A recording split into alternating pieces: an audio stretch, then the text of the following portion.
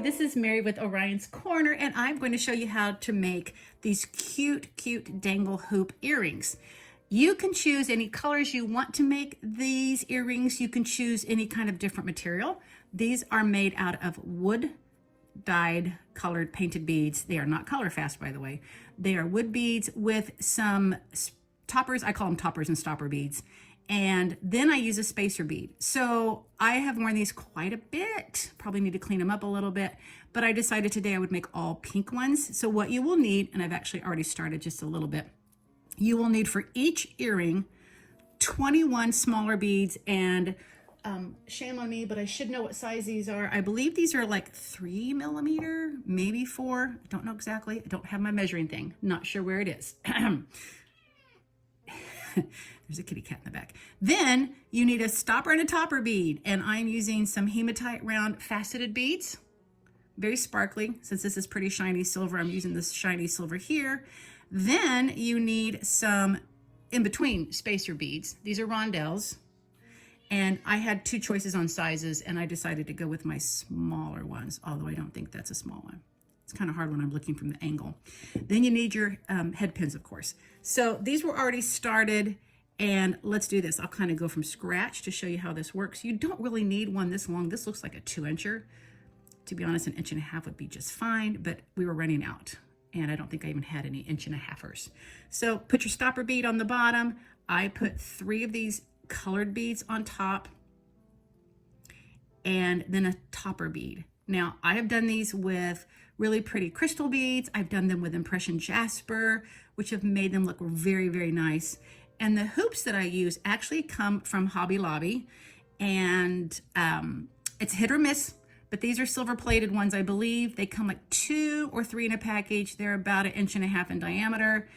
The only thing is you got to watch out for is the lever back closing correctly. If it is not hitting that in the hole, you want to bend the actual hoop, not the lever back, or it will break. So otherwise, these worked. These are working pretty well today. These are great. I've had no problems with these. So we're just going to go ahead and use this and put them on here. Now, each earring is going to have 7 dangles separated by a spacer bead. So again, make your choice on what kind of beads you're going to use. Same colors, different colors. You can even use, my jasper ones that I made were tube beads. And I think I just put a really tiny one at the top and the bottom for the tube beads, okay? And they were just gorgeous. And then I've made some purple ones as well. Purple glass ones, I think. So make your decision on what you're going to do there, but you will need these spacer beads in between. Otherwise, it just kind of gets into just a mess, just a total mess. So here we go. One of my videos, I was showing you how to use these bead loopers, and I have done that in the past, but I'm going to show you now how to do it just by hand, because I would like to get my loops as close to that top bead as possible, and I just run the risk of totally breaking or scratching that hematite up. So I could go with this route and then bend it there, but I think because this is such a thick hoop, I am going to go ahead and just go to the tip here and start my L bend here.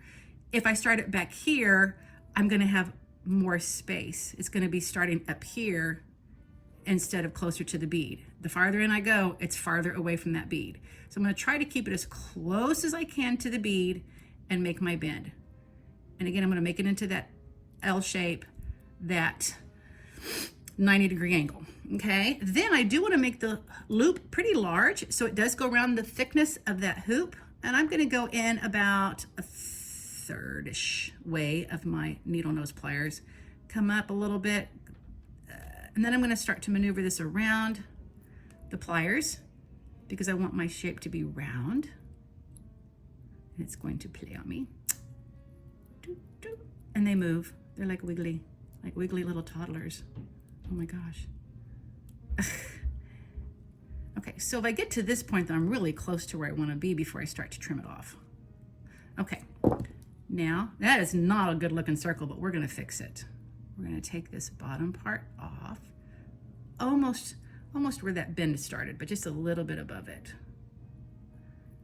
And this is going to flip somewhere, I'm afraid, because I'm pretty good at flipping things on the floor across the room. And these are really bad flush cutters. They are like, have had their day. Whoop! Okay, there we go. Now, yeah, that is not a beautiful circle at all, but that's okay. We can fix it. Now, when I put these on here, I will have the end of the loop facing all the same directions, or all of the loops will face the same direction, because I don't want like an ending here or closure here and a closure on the other side. So I'm going to now, sometimes the easiest way to do this is to hold it upside down, to be honest. I'm going to use these again, kind of finagle that a little bit more. We're getting there. Kind of feel like my loop's a little bit big and wonky. It's not one of my best loops, and actually it's one of my worst loops, but we're gonna still play with it here. I think I can take a little bit more out because I'm a perfectionist at this. And again, it just helps to have more space there. I need to take somebody else's flush, oh, that worked. Somebody else's flush cutters around here. My daughter and I share all of this, but things get moved around quite a bit. Okay, here we go. We're getting to a better circle, much better. Still not perfect, but that's life. I'll wear these. Okay, totally not good. Dun, dun, dun, dun. Okay, oh my gosh, that is the worst one. I may just have to redo that. I think I had the loop too big, to be honest. Okay, so that one is there. Definitely will come off. Now I have some stopper beads that I may put on these.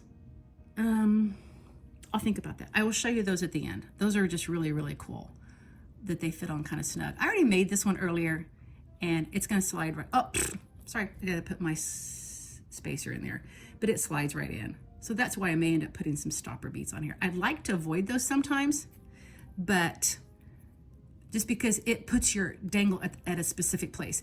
You know what? I can't use those small ones. One worked, but the rest won't. So I'm gonna have to go with the bigger size. It's all that hole in the middle there. A little bit larger than I wanted. That's the same size as those. Okay, so now I will put the other one here. Again, I'm gonna hold it upside down, try to close it up.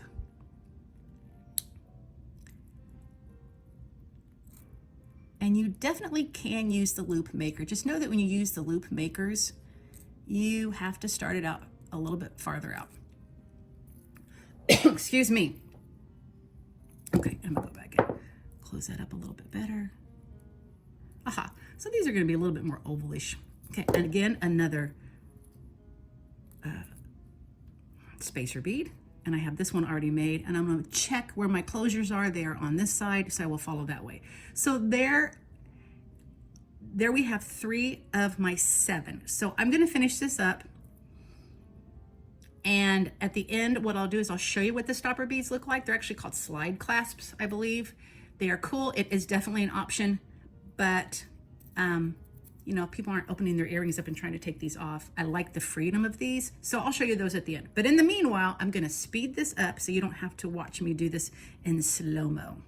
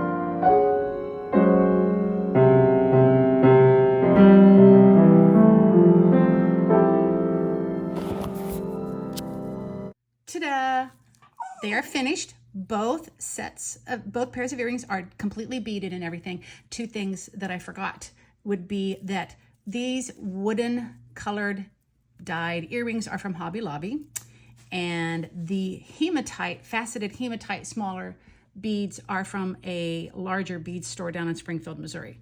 So, but any kind of bead would work. Spacer beads, don't exactly remember where I got those because I have so many of those spacer type beads. And I think I mentioned at the beginning that the hoops were also from Hobby Lobby. So it's something that you can easily do for your own personal usage and have fun with them, and you won't have to go out on a limb financially. Now, if you want, you can add some side clasp beads. I didn't do that on these. And sometimes I do, sometimes I don't. Kind of depends on what I'm making them out of. And they come in different sizes.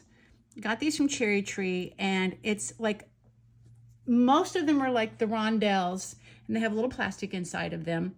And if I did that, I would actually have put one before I even started it, and then I would put one when I finish it. I don't want to take this all apart, but I will show you how the back one would go on. It just slides on. It just has kind of a snug fit, but this one is just a little bit bigger than my spacers, and I just decided I don't want to do it.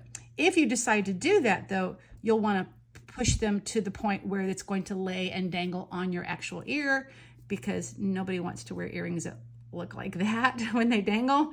So you kind of have to look at where the post is, hold it where you think your ear is going to be, flat, straight, and then you'll align the one over here first and then push that one. I like them to be slightly loose when I do put them on, and I'd be more than happy to show you a pair that I have already done that with, but they are also wrapped up.